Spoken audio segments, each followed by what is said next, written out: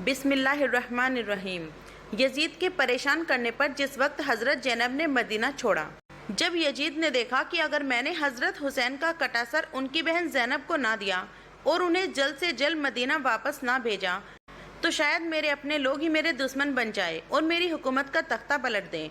क्योंकि हज़रत ज़ैनब जिस वक्त यजीद के महल में लोगों को करबला की दास्तान सुनाती और बताती कि कैसे इस जालिम यजीद की फ़ौज ने मेरे हुसैन को बेदर्दी के साथ शहीद किया है और मेरे बच्चों को मारकर मुझे घर से बेघर कर दिया है, तो उसे सुनकर दिमकस के लोगों के चेहरे बदल जाते और उनके अंदर जालिम यजीद की नफरत बैठने लगती।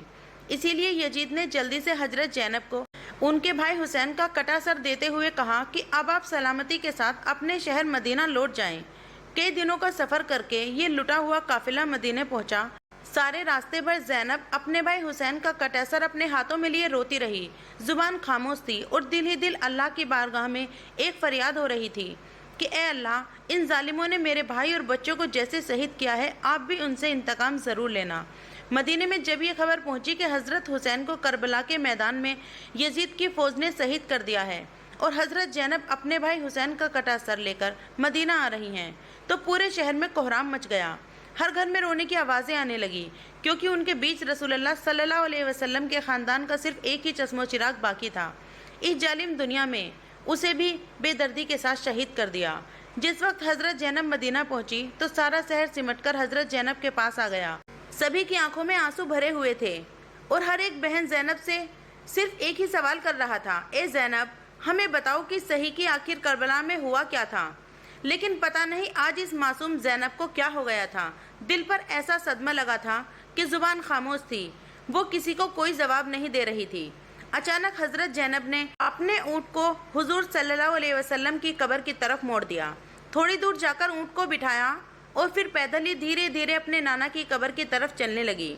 भाई हुसैन का कटासर हाथों में था, आंखों में आंसू भरे थे। एक खामोश जुबान से वो अपने नाना से कुछ कहना चाहती थी। सारे मदीना वाले हज़रत ज़ैनब के पीछे थे। हज़रत ज़ैनब चलते चलते अपने नाना हुजूर सल्लल्लाहु अलैहि वसल्लम की कब्र पर पहुंची और भाई हुसैन का कटासर नाना के कदमों में रखते हुए ऐसे अल्फाज कहे कि जिन्हें सुनकर सारे मदीना वालों का रो रो कर बुरा हाल हो गया। हज़रत ज़ैनब ने कहा कि ए मेरे नाना मोहम्मद, ये लो, मैं आपके हुसैन को आपके पास ले आई हूँ। ये वही हुसैन है ना कि जिसे आप अपने कंधे पर बिठाकर बाजार में घुमाते थे, घर के आंगन में खेलते थे और उसके रोने पर आप बेचैन हो जाते थे। ए मेरे नाना, काश कि आप जिंदा होते तो देख लेते कि आपकी उम्मत ने हुसैन का क्या हाल कर दिया है। उसका सर काट दिया, उसके जिस्म पर घोड़े दौड़ाए हैं और फिर आपकी बेटी को बेपर्दा करके मर्दों के सामने ला खड़ा किया। शाम होते होते हज़रत हुसैन का कटासर उनकी अम्मी हज़रत फातिमा रजी अल्लाह के पास दफन कर दिया गया। हज़रत हुसैन को शहीद करके यजीद बादशाह तो बन गया, लेकिन उसे एक पल भी सुकून नसीब न हुआ, क्योंकि हज़रत ज़ैनब जिस वक्त लोगों के सामने करबला की तारीख बयान करती तो हर तरफ कोहराम मच जाता। लोग यजीद को बुरा भला कहने लगते और उसे अपने ऊपर एक जालिम बादशाह शुमार करते। हज़रत ज़ैनब से करबला की दास्तान सुन सुनकर धीरे धीरे मदीने वालों के अंदर यजीद की नफरत बढ़ती जा रही थी और करीब था कि अब सारे लोग मिलकर जालिम यजीद की हुकूमत का तख्ता पलट दें। लेकिन उन्हीं दिनों मदीना के गवर्नर ने यजीद को खत लिखा और मदीना के सारे हालात से बाखबर किया था। यहाँ मदीना में हज़रत ज़ैनब लोगों को करबला की दास्तान सुनाकर उन्हें आपके खिलाफ कर रही है और करीब है कि यहाँ के लोग तलवार लेकर मैदान में उतर आएं और आपकी हुकूमत दांवों पर लग जाए। इसीलिए पहले ही आप बीवी ज़ैनब का कोई बंदोबस्त करें। यजीद को जैसे ही ये खत मिला तो उसने मदीना के गवर्नर को हुक्म दिया कि ज़ैनब और उसके शोहर अब्दुल्ला बिन जाफ़र तैयार को मदीना से निकाल दिया जाए और उन्हें हुक्म दिया जाए कि वो आसपास किसी भी शहर में नजर न आए, वरना हुकूमत उनके खिलाफ एक सख्त कदम उठाएगी। यजीद के हुक्म पर मदीना के गवर्नर ने हज़रत ज़ैनब और उनके शोहर को एक नोटिस भेजा कि आप लोग जल्दी से मदीना छोड़ दें। हज़रत ज़ैनब को जैसे ही इस बात की खबर हुई तो गुस्से से कहने लगी कि किसी में हिम्मत नहीं जो मुझे मदीना से निकाल सके।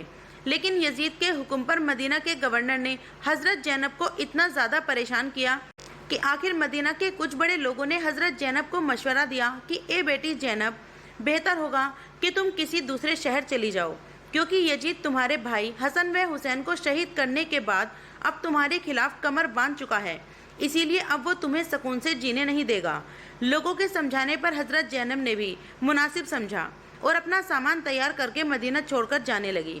जाते वक्त हजरत जैनब कभी तो अपने उस घर को देखती जहां उसका बचपन गुजरा था, और कभी नाना की कब्र की तरफ देखती, तो कभी अम्मी की कब्र की देखकर रोने लगती।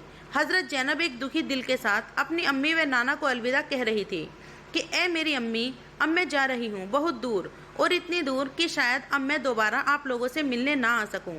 हजरत जैनब ने जिस वक्त मदीने वालों को अलविदा कहा तो एक बार फिर से हर घर से रोने की आवाज़ें आने लगी और नम आंखों के साथ सभी ने हजरत जैनब को अलविदा कहा।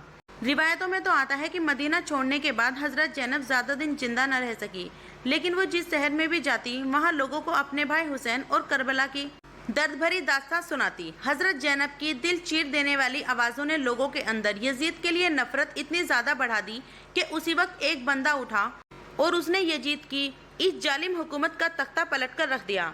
दोस्तों, वो बंदा कोई और नहीं बल्कि जनाब मुख्तार सक़फ़ी थे। उन्होंने हजरत हुसैन के एक एक कातिल को चुन चुनकर ऐसी दर्दनाक सजा दी कि जिससे उम्मत मुस्लिमा के हर बंदे को सुकून मिला। मुख्तार सक़फ़ी को यजीद ने जेल में कैद करवा रखा था, क्योंकि उसे पता था कि जिस दिन भी यह मुख्तार जेल से बाहर निकलेगा तो वो मेरे खिलाफ मुहज बनकर मेरी हुकूमत का तख्ता पलट देगा, और आगे चलकर ऐसा ही हुआ। आखिर हजरत जैनब शहरों शहरों का सफ़र करते करते मुल्क शाम जा पहुंची और अपनी ज़िंदगी के आखिरी कुछ साल वहीं गुजारे। लेकिन एक रोज़ हजरत जैनब का गुजर एक पेड़ के पास से हुआ कि जिस पर इब्ने ज़ियाद ने हजरत हुसैन का कटा सर लटकाया था, तो उसे देखकर करबला का दर्द फिर से ताज़ा हो गया और हजरत जैनब ऐसा बीमार पड़ी कि फिर उनकी तबीयत ठीक न हो सकी। आखिर करबला के वाक़ये के 1.5 साल बाद 15 रजब 62 हिजरी को वे भी इस दुनिया को छोड़कर चली गई। इन्ना लिल्लाहि व इन्ना इलैहि राजिऊन। रियायतों के मुताबिक हजरत जैनब की कब्र शाम मुल्क में बनी है।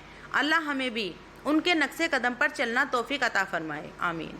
दोस्तों, ये थी आज की हमारी वीडियो। कैसी लगी कमेंट करके ज़रूर बताइएगा। अगर वीडियो अच्छी लगे तो वीडियो को लाइक, शेयर, कमेंट और चैनल को सब्सक्राइब करना। वीडियो पूरा देखने के लिए बहुत बहुत शुक्रिया। अस्सलामु अलैकुम।